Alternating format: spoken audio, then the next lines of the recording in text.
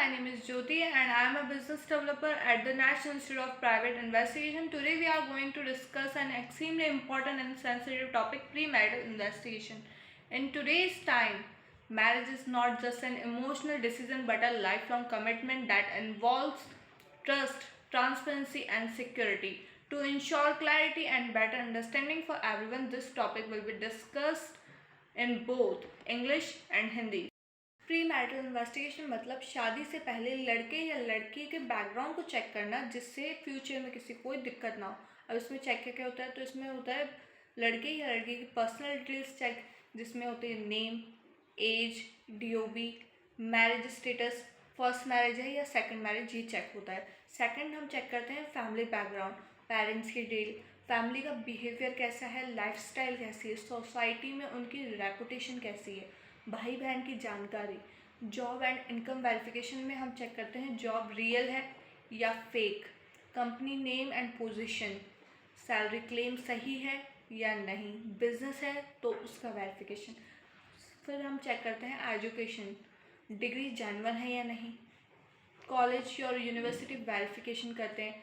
फिर हम चेक करते हैं उसके करेक्टर और हैबिट्स को, कहीं वो drinking, smoking and drugs addict तो नहीं है, कोई एंगर इशू तो नहीं है या वायलेंट बिहेवियर तो नहीं है, ये चेक करते हैं। रिस्पेक्ट करता है या नहीं करता, ये चेक करते हैं। पास्ट रिलेशनशिप्स को चेक किया जाता है कि पास्ट में उनका सीरियस अफेयर रहा है या नहीं, लिव इन में था या फिर सीक्रेट रिलेशनशिप में था, एक्स से अभी तो कांटेक्ट में नहीं है, ये चेक करते हैं। फिर हम चेक करते हैं उनका सोशल मीडिया चेक, फेसबुक कैसा है, इंस्टाग्राम की activities, fake IDs, hidden accounts, suspicious chats and behaviour.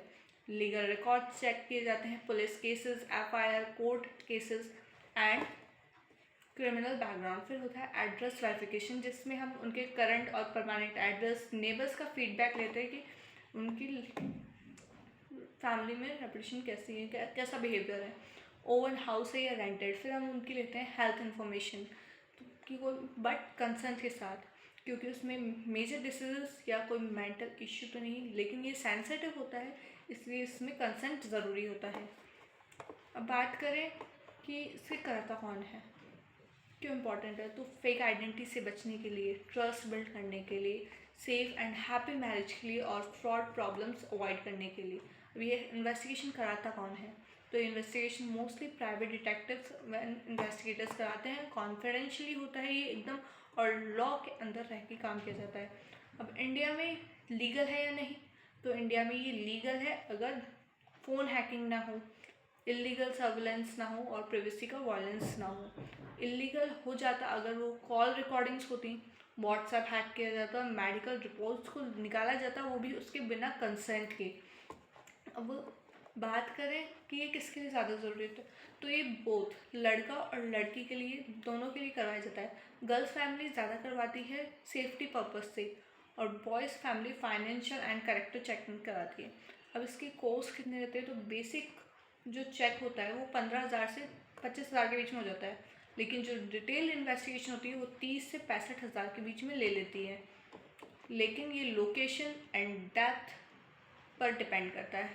If you found this information about the premarital investigation helpful, please don't forget to like, share and subscribe.